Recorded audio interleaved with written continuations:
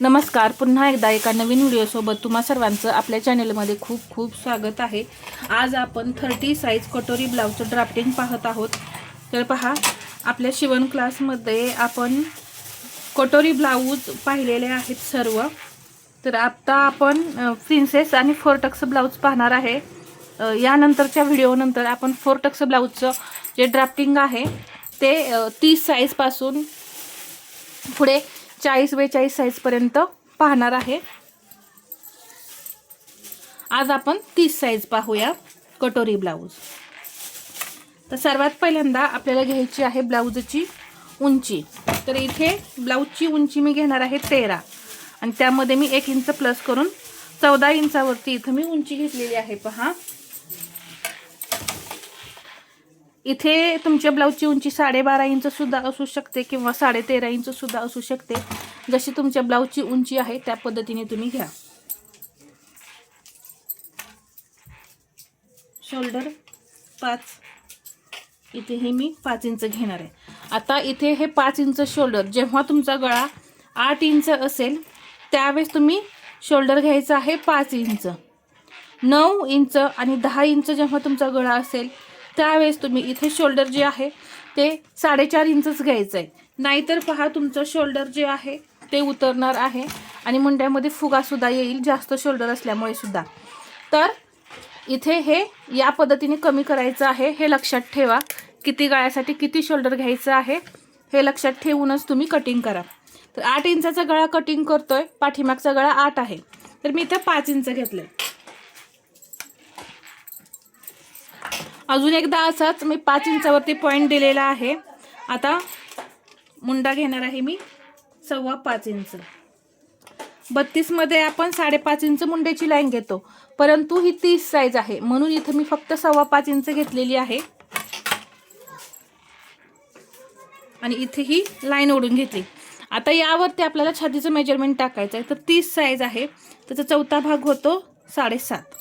तर इथे बरोबर असं 7.5 इंचावरती एक पॉइंट देऊन घ्यायचा। पहा, इथे 7.5 इंच आणि याच्या पुढे हे 1.5 इंच मार्जिन। 24 इंच कंबर आहे, त्याचा चौथा भाग होतो 6। त्यामध्ये मी 1 इंच टक्ससाठी घेतलं, किती झाले 7 इंच आणि याच्या पुढे हे 1.5 इंच मार्जिन। इथे कमरेचा चौथा भाग प्लस 1 इंच, पहा इथे 1 इंच करायला विसरायचं नाही आणि इथे हे 1.5 इंच मार्जिन। अंदाजे कमरेचं मार्किंग करायचं नाही, नाहीतर इथे कमी जास्त मेजरमेंट राहिल्यामुळे सुद्धा तुमची फिटिंगची जी शिलाई आहे ती तिरकी जाते। तर या पद्धतीने इथे आपण हा बॅक पार्ट तयार केलेला आहे। मुंड्याला आकार देऊन घेऊ। लहान साइज आहे म्हणून मी पहा 1.25 इंचाला 1 पॉइंट कमी, म्हणजे 1 इंच आणि वरती 1 पॉइंट या पद्धतीने मी मुंड्याला आकार देणार आहे। कारण पहा, 1.25 इंच घेतल्यामुळे काय होतं, 1.25 किंवा 1.5 इंच छोटी साइज असल्यामुळे असे आकार खूप बाहेरून जातात आणि इथं गॅप जो आहे तो खूप शिल्लक राहतो, त्यामुळे मुंड्यामध्ये फुगा येण्याची शक्यता असते। त्यामुळे मी 1 इंच आणि वरती 1 पॉइंट असं इथं घेतलेलं आहे बॅक पार्टसाठी। इथे अर्धा इंच, इथे अर्धा इंच आणि हा जो काही मुंडा आहे त्याचा टेप दुमडून तुम्ही असा सेंटर करायचा आहे।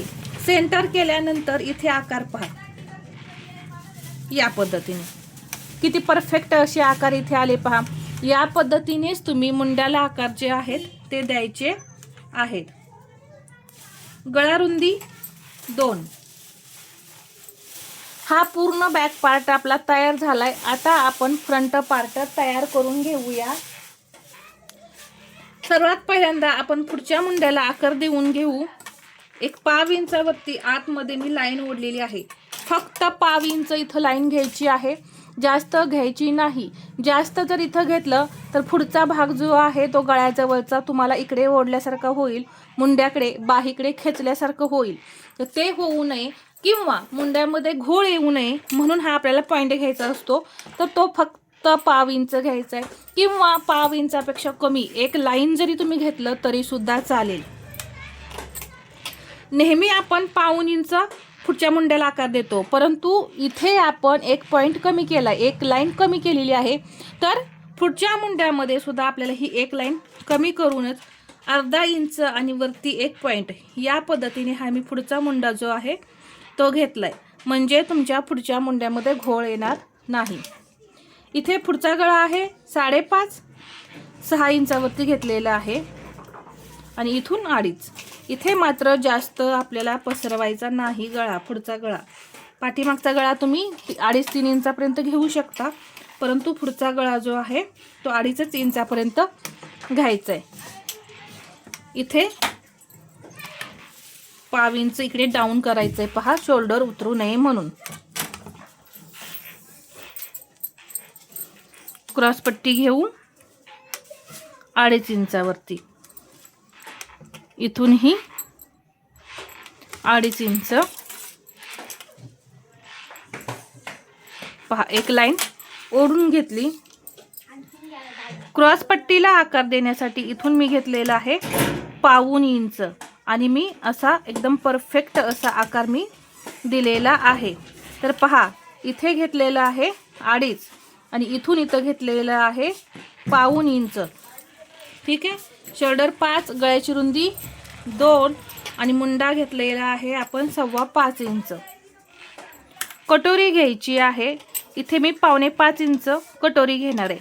तर तुम्ही इथं काय करा, जर तुम्हाला परफेक्ट कटोरी हवी असेल, तुम्हाला ब्लाऊजवरची कटोरी घ्यायची नसेल, आता इथे 4.25 इंच मी जे माप घेतलेलं आहे ब्लाऊजवरती, त्या ब्लाऊजवरती कटोरी आहे 4.25 इंच, म्हणून मी इथं 4.25 इंच घेतलेलं आहे.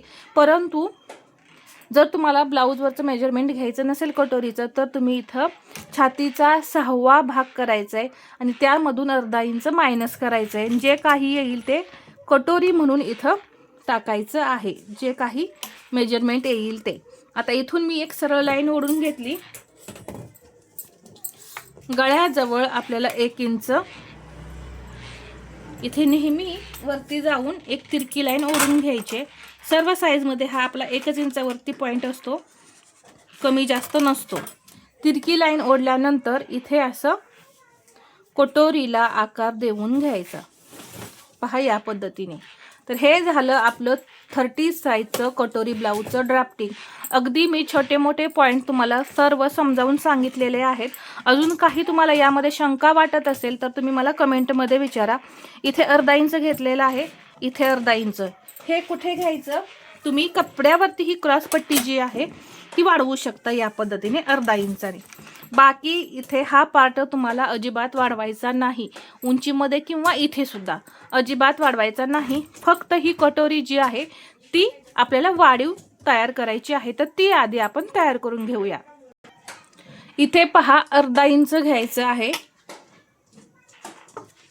इथे घ्यायचं आहे 1/2 इंच. हे तुम्हाला अंदाजे जर समजत नसेल तर तुम्ही टेपने सुद्धा घेऊ शकता मोजून.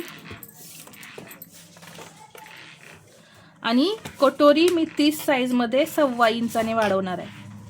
1.2 इथून ही घेणार आहे 1.2 आणि हे जे काही अंतर आलेलं आहे त्याचा पहा असा टेप दुमडून सेंटर करायचा आणि इथे सुद्धा तेवढंच अंतर घ्यायचं 1.2 या पद्धतीने.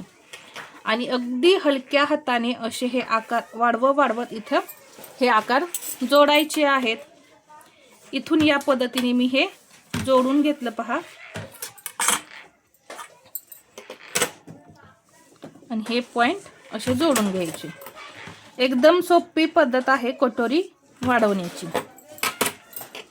पहा आता टक्स कसा द्यायचा. इथे आपण वाढवलेले आहे कितीने 1.25 इंच, तर त्यामध्ये प्लस 1/2 इंच करायचं म्हणजे 2 पॉइंट, तर 1.5 इंच झाले.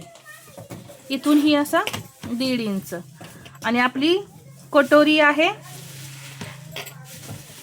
4.25, तर 2.5ला 1 पॉइंट कमी अशी ही कटोरी येणार. तर पहा इथे 1 पॉइंट आला, इथून ही 2.5ला 1 पॉइंट कमी, इथे पॉइंट आला. तर इथं हे जे अंतर आहे ते हुकाय पट्टीसाठी राहत आहे आणि इथं हे जे अंतर आहे ते आपलं इथे साईड पार्ट जोडण्यासाठी राहत आहे. म्हणजे परफेक्ट आपला टक्स निघतो. इथे 2.5 इंच घ्या, लहान साईज आहे पहा इथपर्यंत.